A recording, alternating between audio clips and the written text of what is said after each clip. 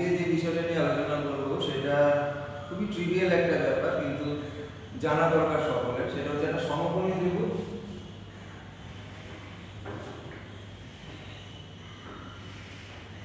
সেই সমকোণী ত্রিভুজটা সমকোণের ধারক বাহুগুলোর দৈর্ঘ্য ধরো এ আর বি,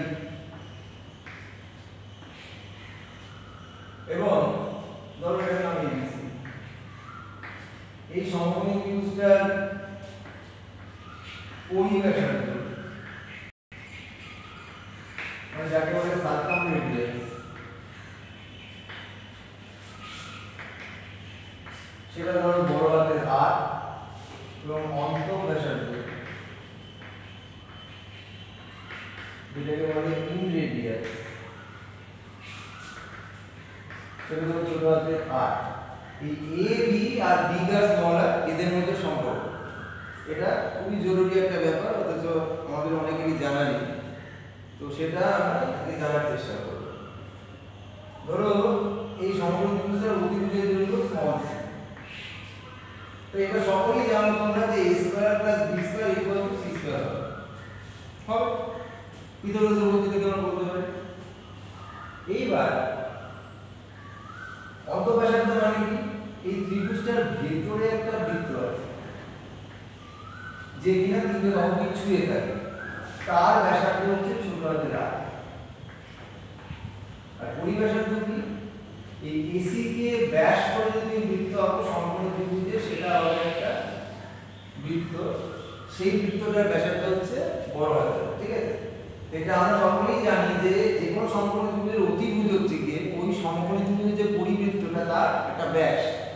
তাহলে এই যে সি দৈর্ঘ্যটা দেখো, সি দৈর্ঘ্যটা কি 2r, যেহেতু পরিব্যাসার্ধ বিগার নিয়েছি তাই 2r হচ্ছে স্মল সি।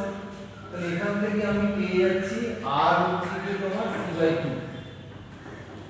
আচ্ছা, অন্তঃব্যাসার্ধের একটা সূত্র আছে, r হচ্ছে ডেল্টা বাই s। ডেল্টা মানে হচ্ছে ত্রিভুজের ক্ষেত্রফল, s হচ্ছে অর্ধপরিসীমা। যেহেতু এটা সমকোণী ত্রিভুজ তাই এর ক্ষেত্রফলটা কি হবে? হাফ ab, আর s কি হবে? Half of a plus b plus c, a plus b plus c। তাহলে হাফ অফ কেটে গেলে ব্যাপারটা কি দাঁড়াবে? ab by a plus b plus c।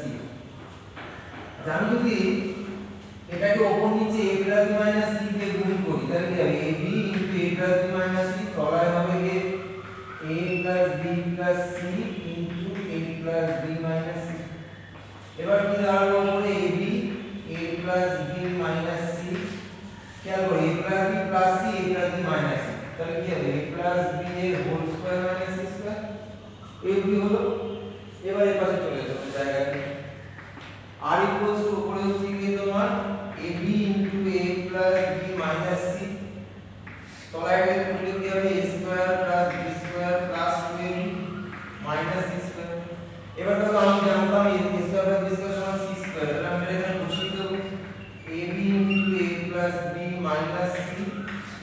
আচ্ছা, এটা তাহলে ক্যান্সেল হয়ে যাবে, যেহেতু a square plus b square সমান c স্কয়ার, তাহলে পড়ে থাকবে 2ab। এই b ক্যান্সেল হয়ে গেলে ব্যাপারটা কি দাঁড়াবে? Half of a plus b minus c। তাহলে দেখো আমি একটু আগে পেয়েছি বিগার হচ্ছে c/2, আর এখন পেলাম স্মলার হচ্ছে a plus b minus c/2। তাহলে এবার তুমি কি পাচ্ছ? বিগার প্লাস স্মলার, সেটা হচ্ছে বিগার হচ্ছে c/2 plus half into a plus b minus c। এবার হাফটা কমন নিয়ে নাও, কমন নিলে c plus a plus b minus c, c cancel হয়ে গেলে ব্যাপারটা কি হলো? Half of a plus b। এটা একটা জরুরি সম্পর্ক, এটা আমি তোমাকে লিখে রাখছি। বিগার প্লাস স্মলার মানে পরিব্যাসার্ধ প্লাস অন্তঃব্যাসার্ধ, সেটা হচ্ছে হাফ অফ সমকোণের ধারক বাহু প্লাস দৈর্ঘ্যের সমান। এটা একটা জরুরি সম্পর্ক, এটা আগামী দিনে খুব কাজে লাগবে, এটা মনে রাখবে, ঠিক আছে? বাই।